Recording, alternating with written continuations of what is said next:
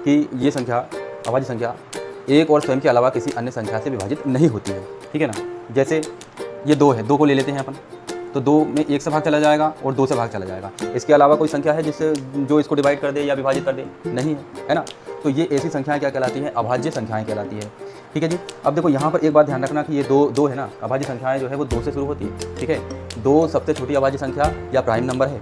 और साथ ही एक बात और ध्यान रखना कि 2 जो है एकमात्र सम अभाज्य संख्या है ना। ओनली 1 इवन प्राइम नंबर है, ठीक है। तो ये बात ध्यान रखना, ये कई बार कॉम्पिटिटिव एग्जाम्स में भी पूछा जाता है बेटा, ठीक है। तो ये आगे के लिए आपका अच्छा रहेगा, ध्यान रहेगा, और परीक्षाओं में भी पूछा जाता है, ठीक है, पेपर्स में। तो देखिए, हेलो नमस्कार दोस्तों, जय बजरंगबली। हमारे महावीर यूट्यूब चैनल में आपका स्वागत है। और दोस्तों, नया सत्र हमारा शुरू हो चुका है। हालांकि अभी छुट्टियां चल रही है, लेकिन हमारा अप्रैल से नया सत्र शुरू हो जाता है। तो और वैसे भी 15 जून से जो है स्कूल खुल जाएंगे और उसके बाद आपकी क्लासेस स्टार्ट हो जाएगी। लेकिन मैं यहाँ पर आप शुरुआत कर रहा हूँ क्लास 10th NCERT बुक्स की, जो चाहे आप यूपी बोर्ड में हो या MP बोर्ड में हो, इस साल 10th क्लास में आए हो, तो ये वीडियो आपके लिए बेनिफिशियल रहेगी। और यहाँ पर हम पहला चैप्टर स्टार्ट कर रहे हैं। चैप्टर फर्स्ट है वास्तविक संख्याएं या रियल नंबर्स।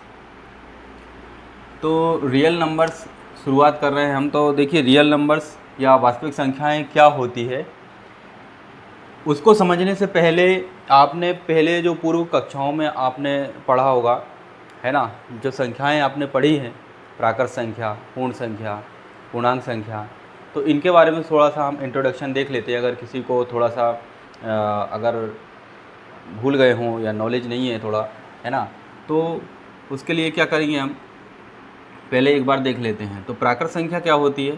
प्राकृत संख्या जो होती है, ये आपको वैसे सभी को पता है ना, लेकिन जब नाम की बारी आती है तो कन्फ्यूजन हो जाता है कि नेचुरल नंबर में क्या 0 भी आएगा, ऐसा भी हो जाता है ना। तो 0 नहीं आता है इसमें, 1 2 3 जो नेचुरल नाम से ही है प्राकृत संख्या, है ना। प्राकृत संख्या नाम से स्पष्ट है। प्राकृत मतलब जैसे हम काउंटिंग स्टार्ट करते हैं, जितने भी काउंटिंग करते हैं ना, जैसे कि मान लो हम मार्केट गए, मार्केट में हमने बोला है कि हमको 1 किलो चीनी चाहिए या 5 किलो चावल चाहिए, तो 5 3 इस टाइप से हम जो इस्तेमाल करते हैं, तो ये प्राकृत संख्या होती है। और इसको हम डिनोट करते हैं n से। तो यहाँ पर इसके बाद प्राकृत संख्या हो गई। उसके बाद देखते हैं पूर्णांक संख्याएं, पूर्ण संख्या। तो पूर्ण संख्या की बात करेंगे हम। तो पूर्ण संख्या क्या हो जाएगी? अगर हम नेचुरल नंबर में प्राकृत संख्या में शून्य को भी अगर शामिल कर लें, शून्य को भी ऐड कर लिया, तो वो संख्याएं पूर्ण संख्याएं कहलाती है। और इसको हम W से डिनोट करते हैं। इसके बाद आता है पूर्णांक संख्याएं। तो पूर्णांक संख्याएं क्या होती है? पूर्णांक संख्याएं और पूर्ण संख्या में बच्चों को हिंदी का जो नाम है, इनमें पूर्ण संख्या और पूर्णांक संख्या, इनमें थोड़ा सा कन्फ्यूजन रहता है। तो बेटा यहाँ पर आप थोड़ा सा ध्यान देना कि पूर्ण संख्याएं क्या होती है, 0 से स्टार्ट होती है, 0 1 2 3 और अप टू इन्फिनिटी। और पूर्णांक संख्या, यहाँ पर पूर्णांक बोलेंगे इसको पूर्ण, तो इसका पूर्णांक संख्याएं क्या होती है, जिसको हम इंग्लिश में इंटीजर नंबर कहते हैं। इंटीजर नंबर क्या होते हैं?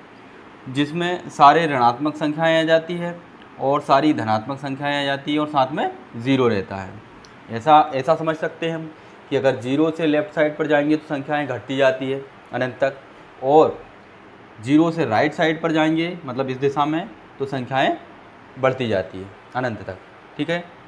तो इसके बाद जो देखेंगे हम वो क्या हैं? परिमेय संख्याएं। परिमेय संख्याएं क्या होती है? जिसको रेशनल नंबर बोलते हैं। परिमेय संख्याएं क्या होती है? P/Q के रूप में, है ना, जहाँ P और Q पूर्णांक हैं तथा Q does not equal to 0, यानी यहाँ पर Q 0 नहीं होगा, यानी बटे वाली संख्या है ना, ये क्या है, ये 0 नहीं होना चाहिए, नहीं तो वो क्या हो जाता है, अपरिभाषित हो जाता है। तो परिमेय संख्या क्या हो जाती है? ये हो जाती है P/Q के रूप में। उदाहरण के लिए हम देख सकते हैं, उदाहरण देखें तो उदाहरण क्या हो जाएगा, जैसे कि 4/3 -7/12 0/2 भी ले सकते हैं हम इस टाइप से, है ना। और क्या ले लें, 1/2 ले लें। तो ये संख्याएं क्या है, परिमेय संख्याएं हैं। और परिमेय संख्याओं के अंतर्गत ऐसा नहीं है कि मतलब ये बटे वाली संख्या बोलते हैं हम। जैसे हमने बोला कि 2, तो 2 भी एक परिमेय संख्या, इसके बटे में कुछ नहीं तो 1 तो है ना। यानी Q का मान 1 हो गया, P का मान जो है 2 है, और Q का मान कितना हो गया, Q का मान जो हो गया 1 हो गया। Q 0 नहीं होना चाहिए, बस बटे में 0 नहीं, ऊपर 0 आ सकता है, ये इसलिए मैंने लिखा है कि ऊपर 0 आ सकता है, बटे में नहीं आना चाहिए। तो ये परिमेय संख्याएं हो गई, है ना। उसके बाद आता है अपरिमेय संख्याएं।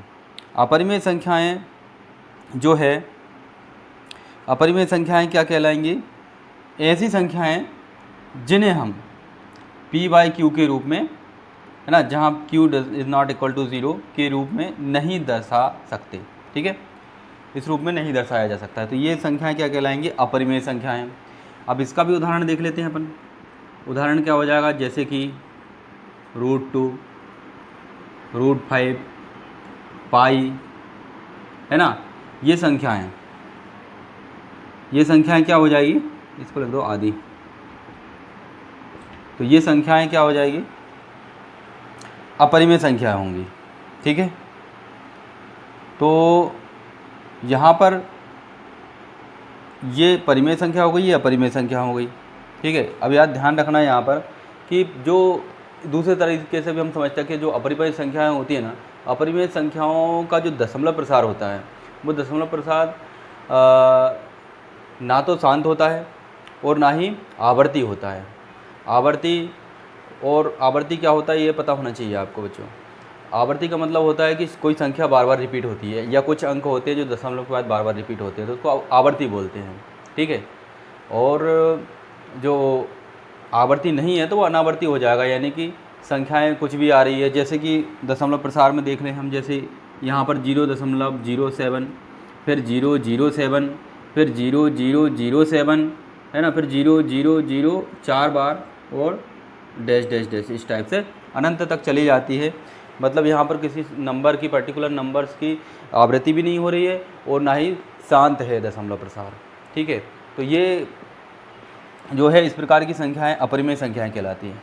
अब बच्चों देखो होता क्या है, वास्तविक संख्याएं जो है ना, अब ये जो संख्याएं हमने देखी है ना, प्राकृत संख्या, पूर्ण संख्या, पूर्णांक, परिमेय, अपरिमेय, ये सभी जो है मिलकर क्या कहलाती है, वास्तविक संख्याएं कहलाती है, ठीक है ना।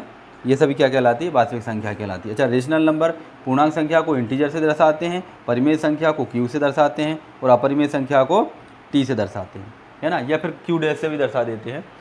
तो ये जो है आपकी सारी संख्याएं, इन सभी को मिला के हम क्या कहते हैं, वास्तविक संख्या। या कुल मिला के ये कह लें हम कि जो रियल नंबर है ना, वास्तविक संख्या, अगर ये बड़ा सेट है, ये रियल नंबर है, तो इसके अंतर्गत आपकी नेचुरल नंबर भी आ जाएगी। नेचुरल नंबर, उसके बाद जो है पूर्ण संख्या, पूर्णांक संख्या, और परिमेय संख्या और अपरिमेय संख्या, ये सभी इसके अंतर्गत सभी इसमें आ जाएगी, ऐसा समझ सकते हो, ठीक है।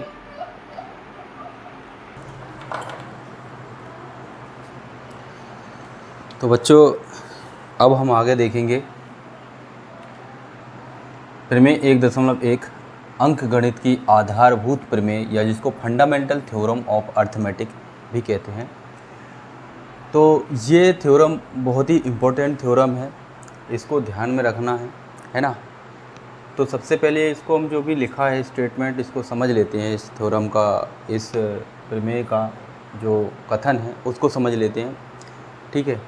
तो क्या लिखा हुआ है, प्रत्येक भाज्य संख्या को अभाज्य संख्याओं के एक गुणनफल के रूप में व्यक्त यानी गुणनखंडित किया जा सकता है, तथा यह गुणनखंडन अभाज्य गुणनखंडों के आने वाले क्रम के बिना अद्वितीय होता है। देखिए, आप बोलोगे सर अभी तो कुछ समझ में नहीं आया, है ना। तो ऐसे जो कथन है एकदम से समझ में आपको आएगा नहीं, है ना, लेकिन चिंता करने की ज़रूरत नहीं है। इसको हम अभी उदाहरण से जब उदाहरण करेंगे ना तो आपको समझ में आ जाएगा, ठीक है। आपको एक एग्जांपल से मैं बता दूंगा तो आपको समझ में आ जाएगा, ठीक है। तो प्रत्येक भाज्य संख्या, सबसे पहले बेटा इन दो टर्म्स को समझो आप कि भाज्य संख्या क्या है और अभाज्य संख्या क्या है, क्या होती है, ये आपको पता होना चाहिए, है ना। तो भाज्य संख्या है ना, तो सबसे पहले अपन इसी को समझ लेते हैं कि भाज्य, ठीक है, भाज्य संख्या, भाज्य संख्या है ना, या इसी को अपन इंग्लिश में बोले तो क्या हो जाएगा, कंपोजिट नंबर। अगर इंग्लिश मीडियम वाले बच्चे भी देख रहे हैं तो उनके लिए भी कोई दिक्कत नहीं होना चाहिए। भाज्य संख्या, कंपोजिट नंबर, ये क्या कौन सी संख्याएं होती है, भाज्य संख्या, ठीक है।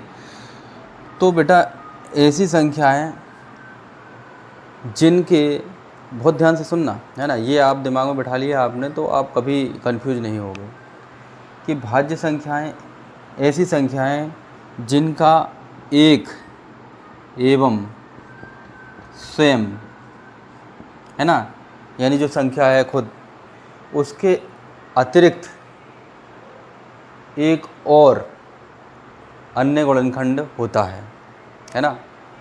जैसे उदाहरण देख लेते हैं अपन, उदाहरण देख लेते हैं 4, 6, 8, 9 और आगे तक, ठीक है ना, अनंत तक। तो बेटा भाज्य संख्या की बात कर रहे हैं हम, तो भाज्य संख्या एक और स्वयं के अलावा, स्वयं के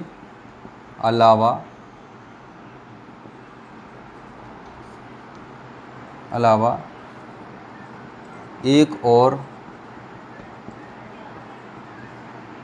गुणनखंड होता है ना, या भाजक होता है, कह सकते हैं हम कि ऐसी संख्याएं जो एक और स्वयं के अलावा किसी अन्य संख्या से भी विभाजित हो जाती है तो उसे हम कहते हैं भाज्य संख्या। उदाहरण के लिए 4। अब देखो जैसे हमने एक ले लेते हैं हम 4 पहले ही ले लेते हैं, ठीक है। तो 4 को एक तो विभाजित करेगा, दूसरा स्वयं से भी विभाजित हो जाएगी, 4 स्वयं से विभाजित हो जाएगी, कोई भी संख्या किसी उसी संख्या से विभाजित हो जाती है, स्वयं से विभाजित हो जाती है ना।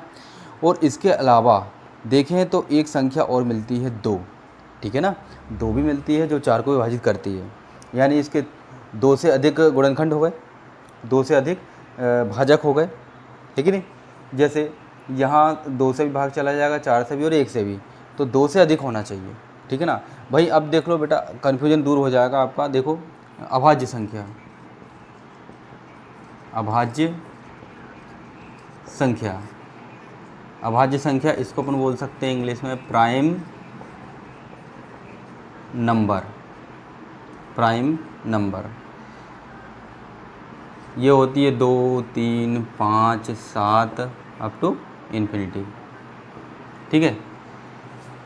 तो ये है अभाज्य संख्या। तो अभाज्य संख्या क्या होती है, जिनके गुणनखंड एक और स्वयं के अलावा कोई अन्य गुणनखंड या अन्य भाजक नहीं होती है, या ऐसा कह सकते हैं हम। यहाँ पर अब भाज्य संख्या की बात करें तो सबसे छोटी भाज्य संख्या कौन सी हो जाएगी, 4।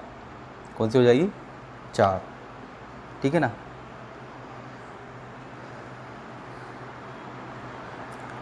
तो बेटा भाज्य क्या थी, हमारी थ्योरम क्या है कि प्रत्येक भाज्य संख्या को अभाज्य संख्याओं के एक गुणनफल के रूप में व्यक्त या गुणनखंडित किया जा सकता है तथा यह गुणनफल अभाज्य गुणनखंडों के आने वाले क्रम के बिना अद्वितीय होता है। बेटा ये लाइन बड़ी कन्फ्यूजन वाली होती है कि गुणनखंडन जो होता है वो अभाज्य गुणनखंडों के आने वाले क्रम के बिना अद्वितीय होता है। इस लाइन को बहुत ध्यान से समझो, आज के बाद आपको कन्फ्यूजन नहीं होगा, है ना।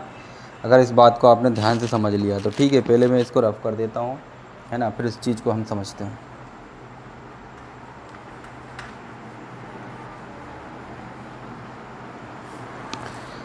अब इसका एक अपन उदाहरण लेते हैं, ठीक है ना। उदाहरण से बताता हूँ मैं इस बात को समझाने के लिए कि अभाज्य गुणनखंडों के आने वाले क्रम के बिना अद्वितीय होता है। जैसे मैंने एक संख्या ले ली 210, ठीक है जी। अब 210 के गुणनखंड जो है वो क्या हो जाएंगे, 2 गुणित 3 गुणित क्या आ जाएगा 5 गुणित 7, ठीक है। ये 210 के गुणनखंड। अब देखो ये एक भाज्य संख्या है कि नहीं, भाज्य है, विभाजित हो जाएगी ये, ठीक है। यानी एक और स्वयं के अलावा इसके गुणनखंड और भी है, ठीक है ना। 2 से विभाजित हो जाएगी, 5 से विभाजित हो जाएगी, दिख रहा है हमको, इकाई का अंक 0 है ना, तो 2 से भाग चला जाएगा और 5 से भी जा सकता है। तो ये एक भाज्य संख्या के गुणनखंड हमने लिखे ही है।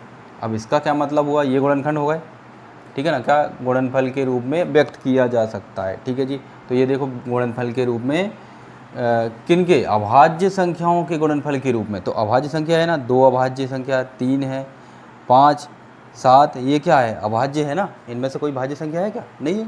तो अभाज्य गुणनखंडों के रूप में व्यक्त कर सकते हैं। लेकिन फिर दूसरी बात क्या बोल रहे हैं कि यह गुणनखंड अभाज्य गुणनखंडों के आने वाले क्रम के बिना अद्वितीय होता है। अब देखो क्रम की बात की गई, किसकी बात की गई है, क्रम की।